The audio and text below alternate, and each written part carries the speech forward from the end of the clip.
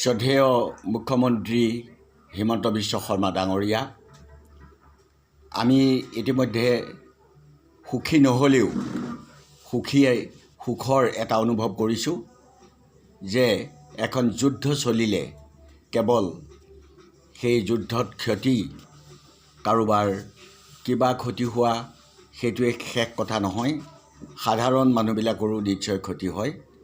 তাৰ কাৰণে আপোনালোকৰ প্ৰভু আমেৰিকাৰ ৰাষ্ট্ৰপতি ডোনাল্ড ট্ৰাম্পে এটা টুইট কৰি এই ভাৰত পাকিস্তান সন্ত্ৰাসবাদী নিধনৰ যি যুঁজখন আপুনি বা আপোনাৰ প্ৰভুজনে বন্ধ ঘোষণা কৰিলে আৰু এই বন্ধৰ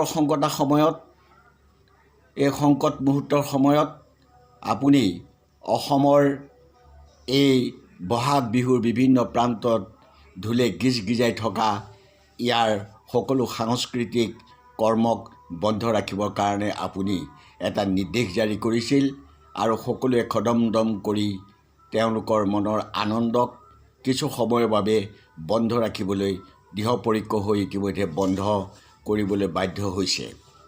এতিয়া ভাবোঁ যে যিহেতু যুদ্ধৰ এক পৰিসমাপ্তি ঘটিছে, আপুনি এই বহাগ মাহৰ এই যি আনন্দ ফূৰ্তি আমাৰ অসমীয়া ৰাইজে যি বিহু উদযাপন কৰি আনন্দ লভিছিল, এই আনন্দক আপুনি যেন পুনৰবাৰ এটা ঘোষণাৰ সৈতে কওক যে এই বিহু সংস্কৃতি বিভিন্ন ঠাইত পাতিবৰ কাৰণে আপুনি পুনৰ এটা নিৰ্দেশ দিলে ভাল হয়।